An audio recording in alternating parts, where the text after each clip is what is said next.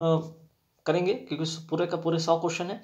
Video यार आप लोग वीडियो को देख कर लाइक नहीं कर रहे हो, लाइक कर देना, ठीक है। अगर वीडियो अच्छी लगती है तो लाइक ज़रूर कर देना, है ना। ना है तो मत करना, ठीक है, लेकिन अच्छे लगने पर लाइक ज़रूर कर देना।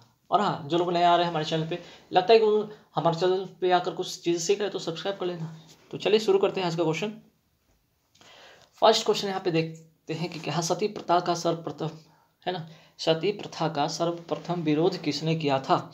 4 ऑप्शन आपको दिख रहा होगा। जैसे ही सती प्रथा का बात आता है, ध्यान रखिएगा, जब भी सती प्रथा का बात आता है तो एक नाम जरूर याद रखिएगा। हालांकि यहाँ पे 2 नाम याद रखने को है आपको, लेकिन अगर भारत में बात किया जाए, अपने भारतीय की बात किया जाए तो राजा राम मोहन राय को सबसे पहले याद करेंगे, ठीक है। हालांकि याद रखिए सती प्रथा का जो सर्वाधिक प्रयोग तो राजा राम मोहन राय ने किया था, लेकिन इनका सहयोग, किनका सहयोग से ये सती प्रथा को समाप्त किए थे, तो लॉर्ड विलियम बेंटिंग के सहायता से, ठीक है। क्वेश्चन यहाँ से भी आता है, लॉर्ड विलियम विलियम बेंटिक, और ये कब किए थे, 1829 में, ठीक है। तो सती प्रथा का सर्वाधिक विरोध किया था राजा राम मोहन राय ने, और लॉर्ड विलियम बेंटिक के सहायता से इन्होंने इसको समाप्त करने में काफ़ी महत्वपूर्ण योगदान दिया। अगर आगे बात करते हैं, कानून की बात करें तो 1829 ईस्वी में धारा 17 के द्वारा विधवाओं की सती होने का वैध घोषित कर दिया गया। आगे बढ़ते हैं कि यहाँ पे चीज़ और नोट कर ली जाए कि स्वामी विवेकानंद की बात करते हैं। एक चीज़ यहाँ से यहाँ पे रामकृष्ण कृष्ण परमहंस की अगर बात की गई तो ये स्वामी विवेकानंद के क्या थे, इनके गुरु थे, है ना। तो कह सकते हैं कि रामकृष्ण परमहंस के शिष्य थे स्वामी विवेकानंद, है ना, ठीक है। चलिए, और विवेकानंद ने अपने गुरु की स्मृति में 1897 में रामकृष्ण मिशन की स्थापना किया था। यहाँ पे रामकृष्ण मिशन देख रहे हैं ना, इसके बारे में थोड़ा सा मैं यहाँ पे कुछ चर्चा किया, ठीक है। रामकृष्ण परमहंस की बात करें तो कौन थे भाई, ये इनके शिष्य कौन थे, इनके जो शिष्य थे विवेकानंद, नोट कर लीजिएगा भाई, बहुत इंपॉर्टेंट है, विवेकानंद। और इन्होंने ही रामकृष्ण मिशन की स्थापना किया था, कब, 1897 में, ठीक है। रामकृष्ण मिशन, ठीक है, रामकृष्ण मिशन का स्थापना किया था, ठीक। और एक और यहाँ पे अगर बात करते हैं, एक चीज़ और नोट कर लीजिएगा कि एक आता है, कई बार क्वेश्चन ये भी आता है कि प्रार्थना समाज की स्थापना किसने किया था, तो आत्माराम पांडुरंग और महादेव गोविंद रनाडे ने 1867 ईस्वी में, ठीक है।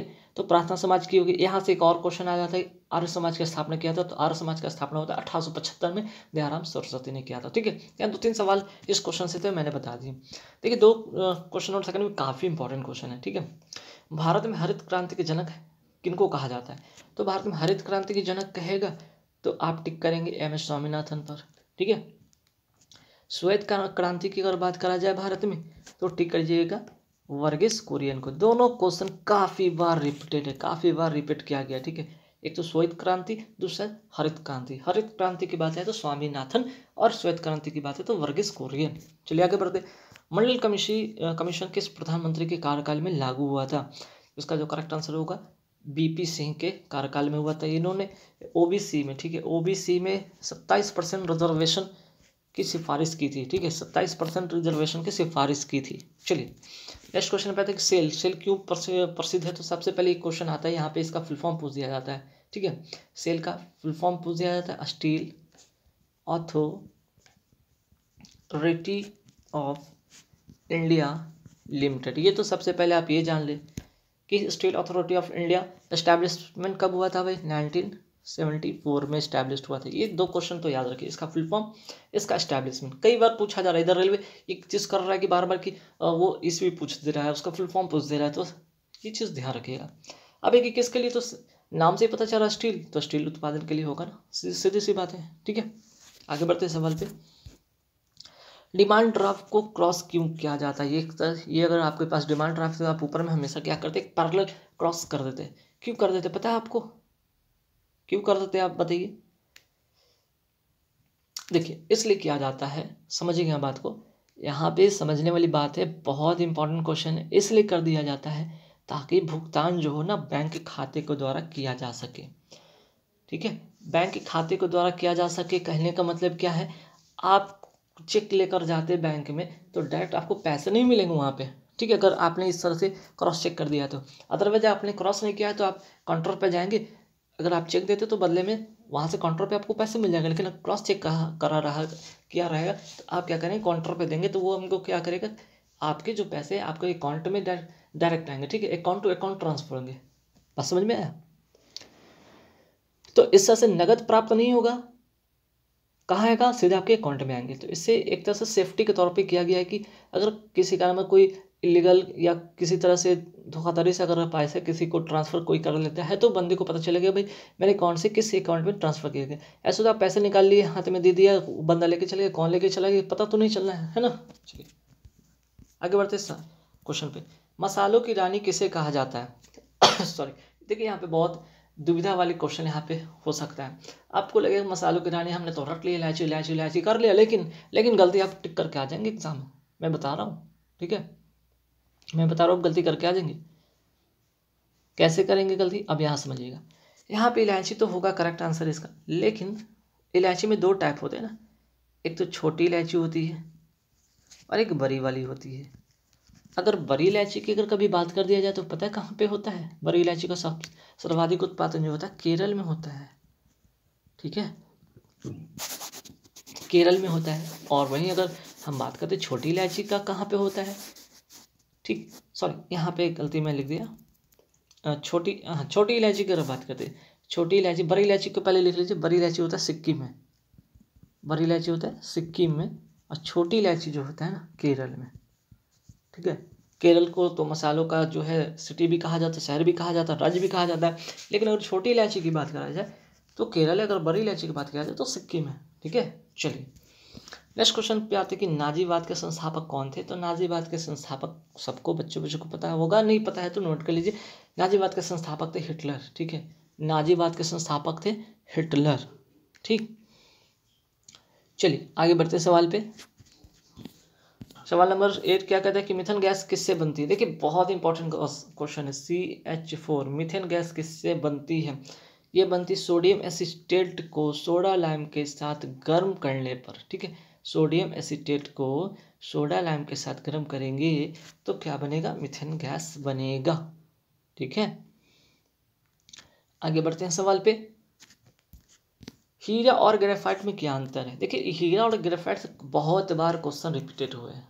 हालांकि दोनों क्या है, कार्बन के दोनों अपने आप में एक अपरूप हैं, कार्बन के दोनों अपरूप हैं। ठीक है, लेकिन अब इसमें डिफरेंस ये होता है कि हीरा जहाँ चतुष्फलकीय होता है वहीं ग्रेफाइट पंचकोणीय संरचना का होता है। ठीक है, और भी इसके अंतर हैं।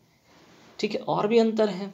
हीरा जबकि ये क्या है, विद्युत और ऊष्मा का कुचालक है, तो वहीं ग्रेफाइट क्या है भैया, ये विद्युत और ऊष्मा के सुचालक है। ठीक है तो दोनों कार्बन के अपरूप, लेकिन दोनों अपोजिट हैं, एक कुचालक है दूसरा सुचालक है। ठीक, चलिए आगे बढ़ते सवाल पे। पर्वत एवं पहाड़ के बीच की भूमि को क्या कहा जाता है? पर्वत और पहाड़ के बीच की भूमि को कहा जाता है घाटी। ठीक है, आगे बढ़ते सवाल पे। शुष्क सेल में जिंक की सतह पर होती है, जिंक की सतह किस पर होती है? पॉजिटिव निगेटिव किस पे होती है? दोनों पे होती है, तो ये होता है निगेटिव पर। ये क्या होता है, निगेटिव पर। तो देखिए शुष्क सेल से रिलेटेड चीज़ें समझिए, बहुत इंपॉर्टेंट क्वेश्चन है। ठीक है, बहुत ही इंपॉर्टेंट क्वेश्चन है, इसको ज़रा समझ लीजिए बारीकी से।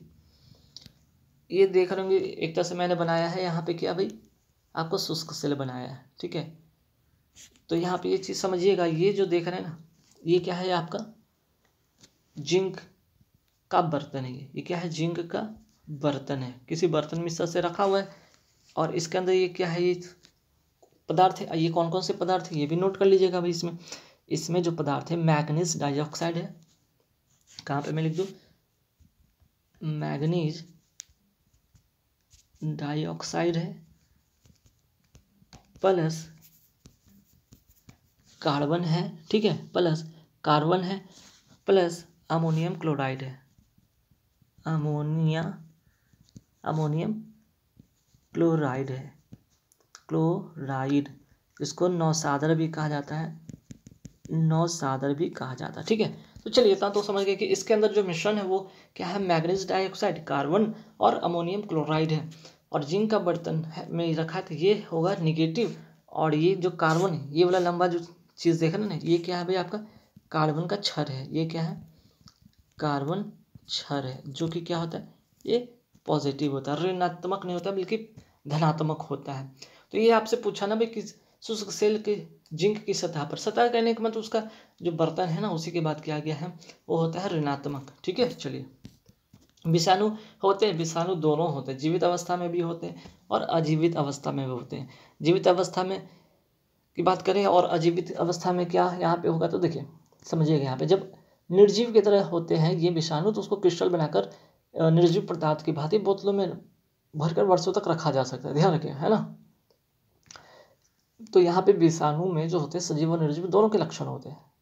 ठीक है, चलिए आगे बढ़ते कि मानव शरीर को कौन सा रक्त ग्रुप प्राय अधिक पाया जाता है, तो सबसे ज़्यादा जो पाया जाता है बी पॉजिटिव पाया जाता है रक्त ग्रुप सबसे ज़्यादा। और लैंड स्टीनर, यहाँ पे एक चीज़ नोट करने वाली, खोज किसने किया था, नोट कर लीजिए, कार्ल लैंड स्टीनर ने। ठीक है, लैंड स्टीनर ने इसकी खोज की थी। पहला चीज़ क्वेश्चन यहाँ पे एक क्वेश्चन तो दूसरा चीज़ मिल गया। ब्लड ग्रुप जो होते हैं वो कितने प्रकार के होते हैं, 4 प्रकार के होते हैं, 4 टाइप्स के होते हैं। कौन कौन होते हैं नोट कर लीजिए, ए होता है, बी होता है, ए बी होता है और ओ होता है। अगर यहाँ पे एक चार्ट मैं बनाता हूँ जिसमें कि एंटीजन की बात करते हैं, एंटीजन की बात करते हैं तो एंटीजन किस में नहीं होता है, ओ में एंटीजन नहीं होता। और एंटीबॉडी की बात करें, एंटीबॉडी किस में नहीं होता है, तो ए बी में नहीं होता है। ठीक है, ए बी में कोई एंटीबॉडी नहीं होता, जबकि एंटीजन ओ में नहीं होता है। ठीक, चलिए आगे बढ़ते हैं। मानचित्र में पर्वत और पहाड़ को दर्शाया जाता है, किस रंग से दर्शाया जाता है भाई, इसको दर्शाया जाता है लाल रंग से, जबकि ब्लू रंग से समुद्र को दर्शाया जाता है। ठीक है, समुद्र या फिर जो नदी हो उसको ब्लू रंग से दर्शाया जाता है। चलिए आगे बढ़ते सवाल पे। कारगिल युद्ध के समय पाकिस्तान का प्रधानमंत्री कौन था, जब कारगिल का युद्ध है तो पाकिस्तान का प्रधानमंत्री कौन था, है ना। बहुत अच्छा सवाल है यहाँ पे। तो देखिए यहाँ पे नोट कीजिएगा, कारगिल के समय जो प्रधानमंत्री था वो था नवाज शरीफ। ठीक है, अब यहाँ पे बात होगा कि तो कारगिल में पाकिस्तान के प्रधानमंत्री कौन थे। अगर ये बात पूछ दिया जाए कि भारत के प्रधानमंत्री कौन थे, तो भारत के उस समय कौन प्रधानमंत्री थे, तो उस समय थे अटल बिहारी वाजपेयी। ये बहुत इंपॉर्टेंट क्वेश्चन कई बार एग्जाम में पूछा गया है। और ये कारगिल का युद्ध हुआ था कब, 1999 में। ठीक है, 3 क्वेश्चन। कारगिल युद्ध कब हुआ था, 1999 में। उस समय पाकिस्तान का प्रधानमंत्री कौन था, नवाज शरीफ। भारत के प्रधानमंत्री कौन थे, अटल बिहारी वाजपेयी जी थे। ठीक है, याद रहेगा। और यहाँ से एक और क्वेश्चन आता है 26 जुलाई। यहाँ पे 4 क्वेश्चन आपको मैं बताया। 26 जुलाई को प्रतिवर्ष क्या मनाया जाता है, कारगिल दिवस मनाया जाता है। इसी के कारण यहाँ पे कारगिल दिवस मनाया जाता है। कारगिल दिवस 26 जुलाई प्रत्येक वर्ष मनाया जाता है। ठीक है, तो यहाँ से क्वेश्चन 4 और आगे आप इन्हें नोट कर लीजिएगा। ठीक है, चलिए आगे बढ़ते हैं सवाल पे। निम्नलिखित कौन सी आकृति भूमिगत जल से बनी है, भूमिगत जल से बनी है, इसका हमको आंसर बताना है। इसका जो करेक्ट आंसर हो जाएगा कास्ट विल्डो, इसका आंसर जो हो जाएगा कास्ट विल्डो। ठीक है, जबकि ड्रमलिन के क्वेश्चन कर कहीं आ जाए एग्जाम में, तो ड्रमलिन किससे बनता है, हिमनद से बनता है। ठीक है, हिमनद से बनता है ये। और ये सर्क जो बनता है सागरीय जल से बनता है, सागरीय जल से बनता है। ठीक है, 2 क्वेश्चन और नोट कर लेंगे। यहाँ पे क्वेश्चन है लाल त्रिकोण का संबंध किससे है, लाल त्रिकोण का संबंध किसके है, परिवार कल्याण से है। ठीक है, अब इससे रिलेटेड और भी चीज़ें जानिएगा।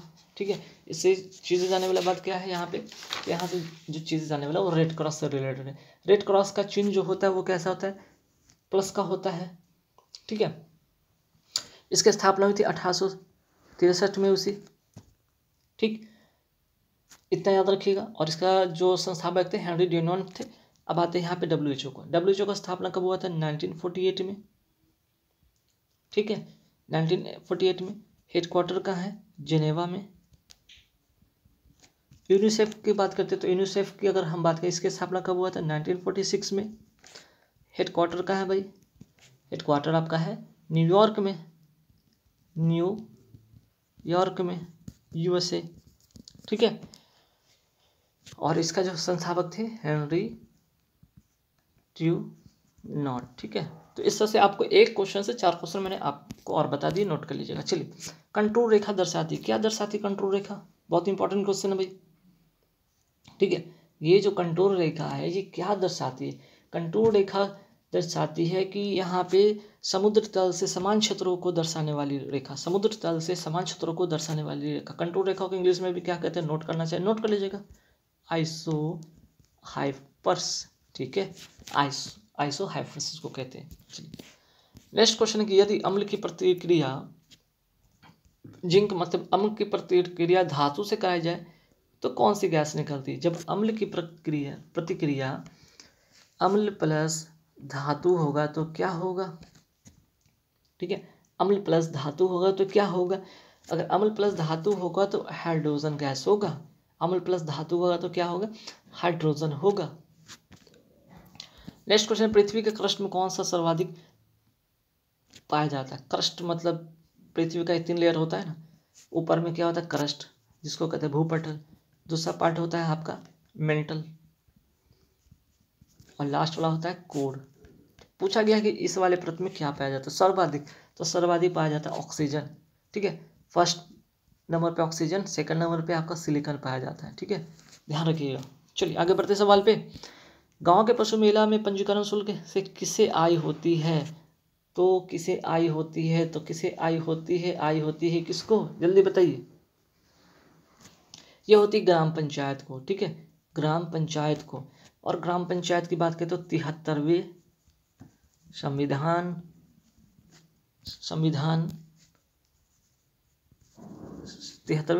संशोधन के तहत हुआ था।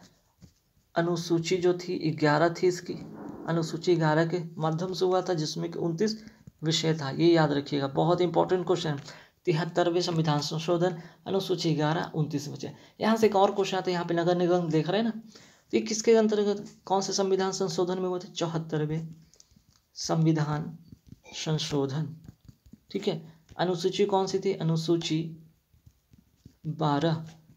ठीक है, अब विषय कितने थे? विषय इसमें थे 18। ठीक है, ये दो, यहाँ से 1 से 2 क्वेश्चन मैंने और आपको बता दिए, नोट कर लीजिएगा। ठीक है, चलिए, और यहाँ पे एक चीज़ जिला परिषद के बारे में जान लीजिए कि पंचायती राज व्यवस्था का शीर्ष स्तर है। ठीक है, पंचायती राज व्यवस्था का इस शीर्ष स्तर है। क्या है? शीर्ष स्तर पर है। चलिए, हो गया ना। आगे बढ़ते सवाल पे कि भाई यहाँ पे अंडमान निकोबार द्वीप समूह स्थित नील द्वीप का परिवर्तन नाम क्या है? इसका परिवर्तन नाम है शहीद द्वीप। चलिए आगे बढ़ते हैं, हिमालय की सबसे ऊपरी पर्वत श्रेणी को क्या कहते हैं? सबसे उत्तरी पर्वत श्रेणी को क्या कहते हैं? तो देखिए यहाँ पे 3 जो होंगे, यहाँ पे इसका नाम है हिमालय का जो सबसे उत्तरी में, फिर मध्य में और लास्ट में। ठीक है, हिमाद्री, हिमाचल और शिवालिक। तो सबसे उत्तर में, उत्तरी भाग में क्या हो जाएगा? हिमाद्री, इसका करेक्ट आंसर हो जाएगा। ठीक है, चलिए आगे बढ़ते हैं। दही का जमना कौन सी प्रतिक्रिया है भाई? दही का जमना प्रतिक्रिया है आपका रासायनिक प्रतिक्रिया है। दही का जमना क्या है? रासायनिक प्रतिक्रिया है, ध्यान रखिएगा।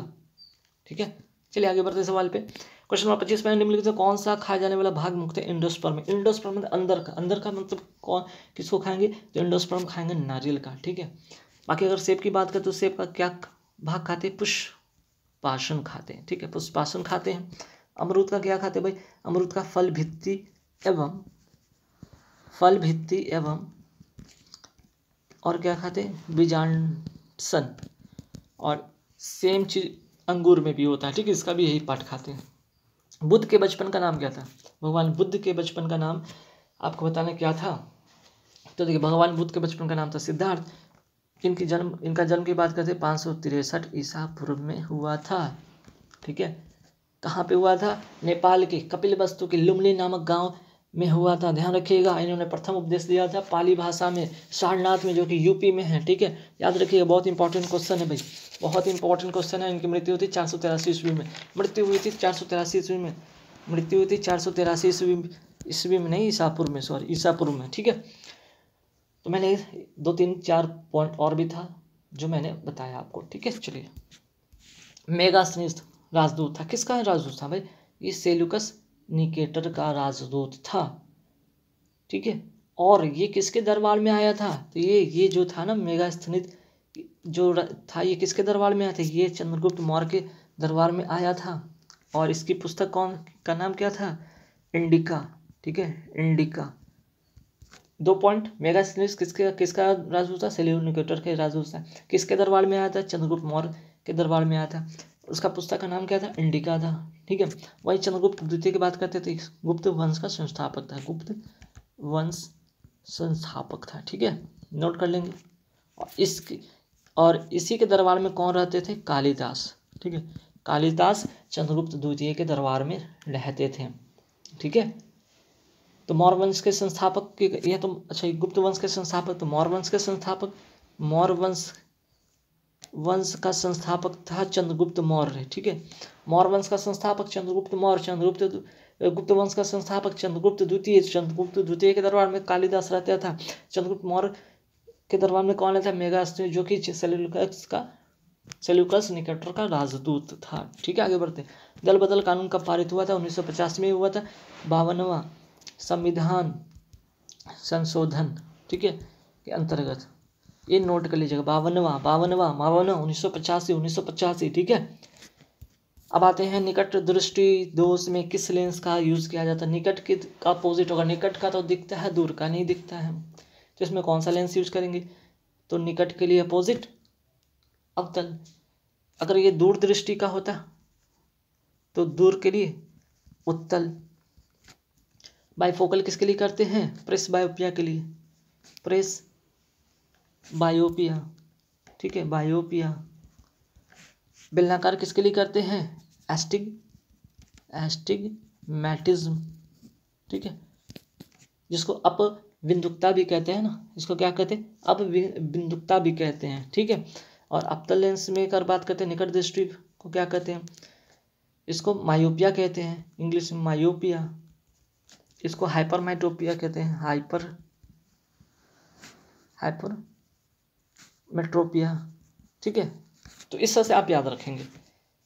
तो बाइफोकल लेंस की अगर बात करें तो प्रेस बायोपिया में यूज़ करते हैं। बेलनाकार सिलिंड्रिकल की बात करते हो तो एस्टिग्मैटिज्म में, दूरदृष्टि मीन्स की लॉन्ग साइटनेस या हाइपरमेट्रोपिया की बात करते हो उत्तल लेंस में, और मायोपिया की बात करते हो अवतल लेंस में। ठीक है, यहाँ से 4-5 क्वेश्चन आपको मैंने और बता दिया। इनमें से कौन समय का मात्रक नहीं है, बहुत अच्छा क्वेश्चन है। तो प्रकाश वर्ष समय का मात्रक नहीं, बाकी लिव वर्ष, लुनार महीना, माइक्रोसेकंड सभी मात्रक हैं समय के। ठीक है, एक क्वेश्चन यहाँ से और भी आता है, एक प्रकाश वर्ष में का मान कितना होता है, 9.46 इंटू 10⁻15 मीटर। ठीक है, चलिए।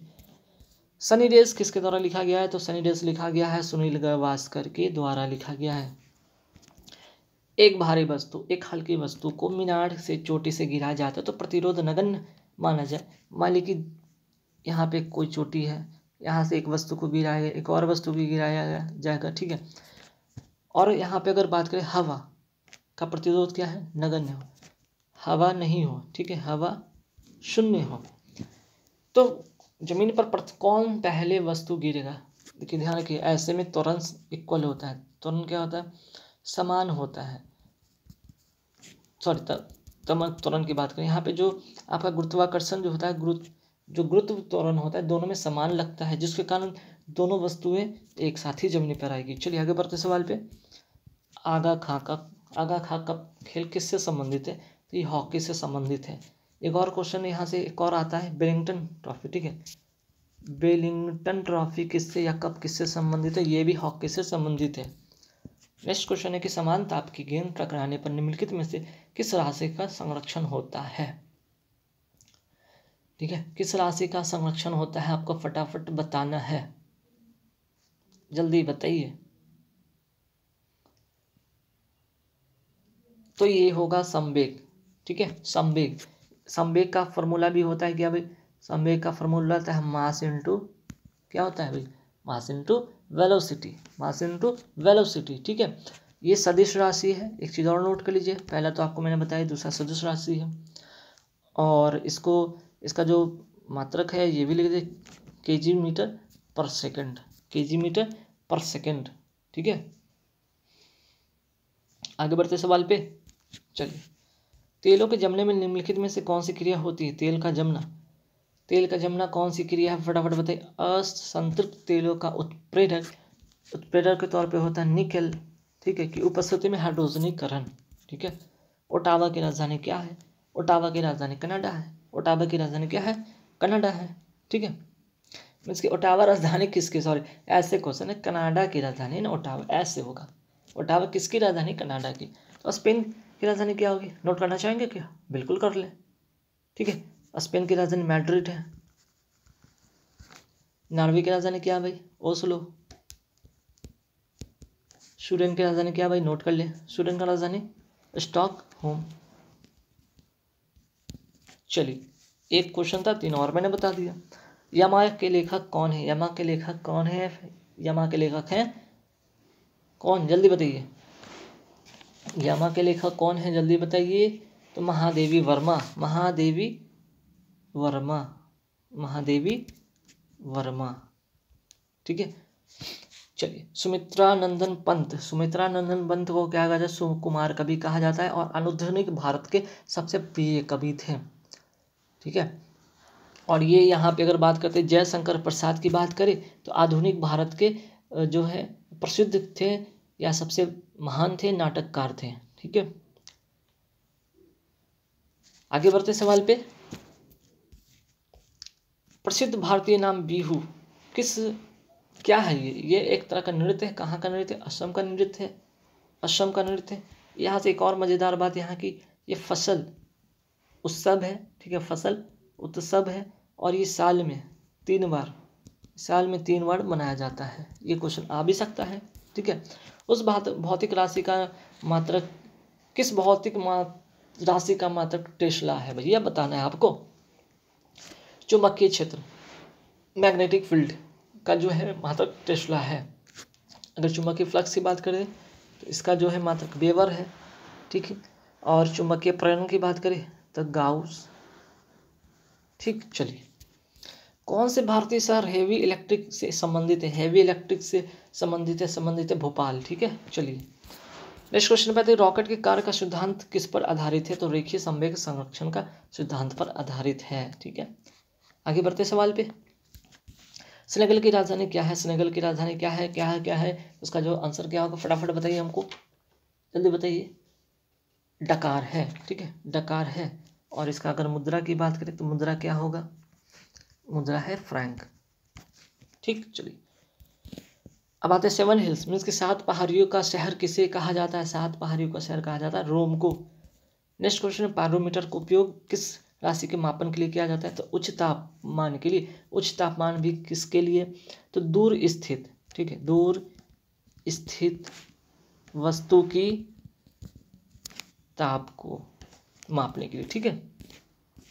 नेक्स्ट क्वेश्चन, इंद्रधनुष निम्नलिखित घटना का उदाहरण है। अगर इस तरह का क्वेश्चन आ जाए, इस तरह का क्वेश्चन आ जाए और इसमें अगर आपको स्कैटरिंग ना मिले, ठीक है, और वन विक्षेपण मिल जाए तो आप किसको टिक करेंगे, यहाँ पे वन विक्षेपण टिक करेंगे, ठीक। चलिए नेक्स्ट क्वेश्चन है, निम्नलिखित में कौन सी राशि, कौन सी सदिश राशि है, सदिश राशि है मीन्स की सदिश राशि मतलब जिसमें मैग्नीट्यूड भी हो और डायरेक्शन भी हो, जिसमें मैग्नीट्यूड भी हो और क्या हो, और डायरेक्शन दोनों हो, किस में होता है, जल्दी बताइए।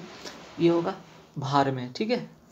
चलिए नेक्स्ट क्वेश्चन पे आते हैं, न्यूटन के प्रथम गति के नियम द्वारा, किसके द्वारा, इसके प्रथम नियम की संकल्पना से क्या प्राप्त होता है, तो जड़त्व का नियम न्यूटन का प्रथम नियम भी कहा जाता है, ठीक। चलिए सरल लोलक का आवर्तकाल दुगुना हो जाएगा तब उसकी लंबाई कितनी गुनी हो जाएगी, अगर आवर्तकाल टी अगर दुगुना हो जाए तो उसका जो लंबाई है वो कितना हो जाएगा, 4 गुना हो जाएगा, टिक कर लें, ठीक है। आगे बढ़ते हैं, भारतीय संविधान अनुच्छेद 15 किससे प्रस्तावित है, बस याद रखिएगा समान अधिकार, ठीक ना।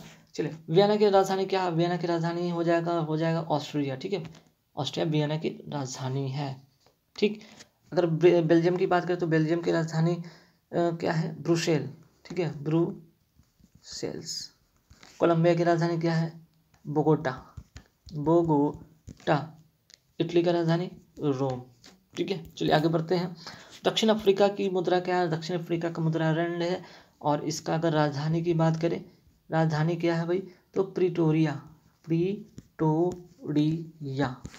चलिए आगे बढ़ते सवाल पे, किसी ठोस में वितरित द्रव को क्या कहते हैं? किसी ठोस में वितरित द्रव को सोल कहते हैं। नेक्स्ट क्वेश्चन, तारे का रंग सूचक क्या है? तारे का जो रंग होता है किस पर निर्भर करता है? उसके ताप पर निर्भर करता है।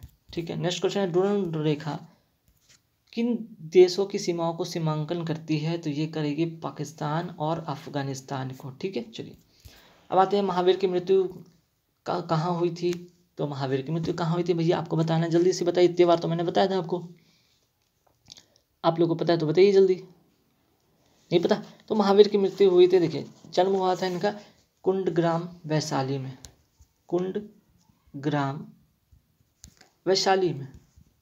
और जन्म मृत्यु हुआ था पावापुरी में, मीन्स की राजगीर, राजगीर। और ये दोनों का जगह कहाँ है भाई? ये बिहार में ही है, दोनों जगह बिहार में ही, वैशाली भी बिहार में ही है, राजगीर। ठीक है। चलिए नेक्स्ट क्वेश्चन पे आते हैं, India after Gandhi the history of the world's democracy नामक पुस्तक के रचयिता कौन थे? रामचंद्र गुहा। अब जरा तेजी से चलेंगे क्वेश्चन पर। सकल घरेलू उत्पाद को किसके सभी मूल्य के रूप में परिभाषित किया गया है? तो किसी अर्थव्यवस्था में एक वर्ष में उत्पादित वस्तु एवं सेवाओं को कहा जाता है जीएसटी। अब नेक्स्ट क्वेश्चन आप देखिए, पल्लव किनके सामंत थे? पल्लव किनके सामंत थे? तो पल्लव जो थे सातवाहनों के सामंत थे। नेक्स्ट क्वेश्चन पे आते हैं, विश्व की सबसे ऊंची राजधानी किस देश की है? आंसर होगा बोलिविया। विश्व में सर्वाधिक वर्षा कहाँ होती है? इसकी किस प्रकार की होती है? विश्व में जो सर्वाधिक वर्षा होती है उसका प्रकार है संवहनीय वर्षा। ठीक है। नेक्स्ट है, सीमेंट में सेटिंग के समय को नियंत्रित करने के लिए क्या मिलाया जाता है? जिप्सम। जिप्सम का फॉर्मूला क्या है? CaSO4 × 2S2O। ठीक है। चलिए आगे बढ़ते हैं, रामेश्वर द्वीप को भारतीय मुख्य द्वीप भूभाग से निम्नांकित में से कौन अलग करता है? रामेश्वर द्वीप को भारतीय भूभाग से पम्बन द्वीप अलग करता है। नेक्स्ट क्वेश्चन, निम्नलिखित में उस हार्मोन को बताएं जो पादप हार्मोन नहीं है? कार्टिसोन पादप हार्मोन नहीं है। नेक्स्ट क्वेश्चन, कर के अंतिम भार को क्या कहा जाता है? कर के अंतिम भार को कहा जाता है करापात या इंसिडेंस कहा जाता है। काजीरंगा राष्ट्रीय उद्यान कहाँ है? काजीरंगा राष्ट्रीय उद्यान असम में है। नेक्स्ट क्वेश्चन है, भारत में मुस्लिम राज्य की स्थापना का मार्ग किस युद्ध के प्रशस्त हुआ था? तराइन का युद्ध। तराइन का 2 युद्ध हुआ था भैया, एक तो 1191 में, दूसरा 1192 में। दोनों युद्ध किसके किसके बीच में हुआ था? पहले होता पृथ्वीराज प्लस गौरी के बीच में, पृथ्वीराज जीता, गौरी हारा। दूसरी बार सेम इसी के साथ हुआ था, अब की पृथ्वीराज हारा, दूसरी बार गौरी जीत गया। ठीक है। अमेरिका के किस राष्ट्रपति ने दास प्रथा को अपने देश से समाप्त किया था? अब्राहम लिंकन ने। हिंदी साहित्य का स्वर्ण किस शासनकाल में रहा? तो अकबर के शासनकाल में रहा। अलाउद्दीन को मलिक काफूर की प्राप्ति कहाँ से हुई थी, कब हुई थी? गुजरात विजय के बाद हुई थी। नेक्स्ट क्वेश्चन है, ग्लाइकोलिसिस की क्रिया के अंत में ग्लूकोज किस में बदल जाता है? ग्लूकोज बदल जाता है पायरुविक एसिड में। नेक्स्ट क्वेश्चन, पाल्मोनरी वेन जो निम्नलिखित रक्त का संचार करती है, हालांकि सीरा की बात करें, वेन की बात करें, वेन क्या करता है? ये इम्प्योर ब्लड का सप्लाई करता है, इम्प्योर ब्लड का ये क्या करता है? बॉडी टू हार्ट ले जाता है, मीन्स की सप्लाई करता है। लेकिन इसका जस्ट अपोजिट होता है, पल्मोनरी वेन की बात करें तो ये क्या करता है? शुद्ध रक्त को ले जाता है। ठीक। निम्नलिखित में कौन सी ग्रंथि अंतःस्रावी और बाह्यस्रावी मीन्स की इंडोक्राइन एक्सोक्राइन दोनों तरह का कार्य करता है, पैंक्राइज करता है। ठीक है। मैं समाजवाद हूँ पुस्तक के लेखक कौन थे? जयप्रकाश नारायण। आगे बढ़ते सवाल पे, अशोक का धर्म किस पर जोर देता था? शांति पर तो जोर देता था, साथ ही जन कल्याण दोनों पर करता था। ठीक है। नेक्स्ट क्वेश्चन, सरल आवर्त गति में त्वरण जो होता है, त्वरण किसका समानुपाती होता है? डिस्प्लेसमेंट का समानुपाती होता है, मीन्स के विस्थापन का समानुपाती होता है। स्पेक्ट्रम में किस रंग के प्रकाश का तरंग दैर्घ्य सबसे अधिक होता है? तो सबसे ज़्यादा होता है लाल का, और सबसे कम होता है वायलेट का, जिसमें लिखते हैं ना विवग्योर। ठीक है। तो लाल का सबसे ज़्यादा और बैंगनी का सबसे कम। ठीक। चलिए, और इसी का अपोजिट हो जाएगा, जैसे यहाँ पे वेवलेंथ अगर जिसका ज़्यादा है उसकी फ्रीक्वेंसी कम हो जाएगी। फ्रीक्वेंसी की बात करें, फ्रीक्वेंसी की बात करते हैं तो रेट का क्या हो जाता है? कम हो जाता है, और इसका सबसे ज़्यादा हो जाएगा, अपोजिट है। ठीक है। लाल ग्रंथियों के द्वारा कौन सा एंजाइम उत्पादित होता है? लाल ग्रंथि के द्वारा टाइलिन। ठीक है। चलिए नेक्स्ट क्वेश्चन पे आते हैं कि भारत का सबसे छोटा राजमार्ग कौन सा है? तो छोटा राजमार्ग यहाँ पे है NH47A। ठीक है। NH47 है, लेकिन अब तो सबसे छोटा राज्य की यहाँ पे बात कर दिया मैंने, तो सबसे बड़े जो है यहाँ पे, ये तो सबसे छोटा हो गया। तो सबसे लंबा राजमार्ग कौन सा है? ये भी नोट कर लीजिए, सबसे लंबा जो है NH44 है। ठीक है, बहुत बार एग्जाम पूछेगा। अब यदि साबुन के बुलबुले को आवेशित किया जाए तो क्या होगा, ये फैलेगा। विक्टोरिया जलप्रपात किस नदी पर है, तो ये जाम्बेजी नदी पर है। प्रियार जल विद्युत परियोजना किस राज्य में है, केरल राज्य में है। अंतर्राष्ट्रीय मानव संस्थान कहाँ स्थित है। ठीक है, चलिए आपको थोड़ा और मैं समय देता हूँ, आपको इसका सवाल आपको बताना है। अंतर्राष्ट्रीय मानक संस्था कहाँ स्थित है। चलिए थोड़ा वक्त मैं देता हूँ, आप बताएंगे इसको, क्या बता पाएंगे।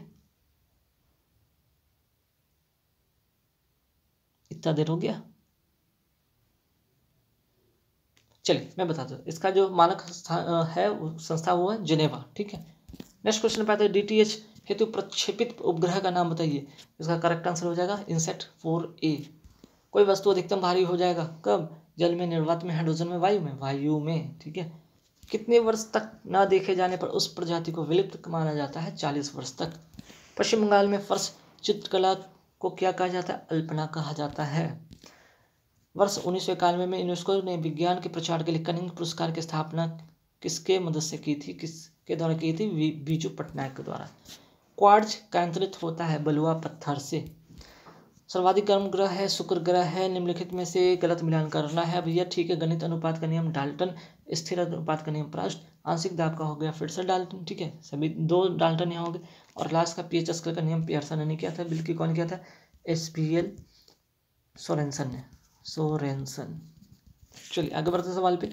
निम्नलिखित में से किसमें 0 डिग्री अक्षांश और 0 डिग्री देशांतर की भौगोलिक स्थिति दक्षिण अंध महासागर से। ठीक है, संयुक्त बैठक में विधेयक को किस प्रकार पारित किया जाता है, दोनों सदनों को उपस्थित मतदान करने वाले सभी सदस्य के बहुमत से। आगे बढ़ते हैं सवाल पे कि परंपरा के अनुसार किस समिति के अध्यक्ष पर विरोधी दल के सांसद को नियुक्त किया जाता है, लोक लेखा समिति।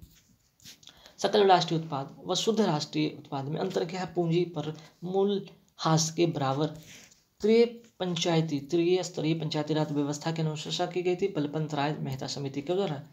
भारत को कहा गया है राज्यों का संघ। सेंटर फॉर एडवांस टेक्नोलॉजी कहाँ है, इसका मुख्यालय इंदौर में है।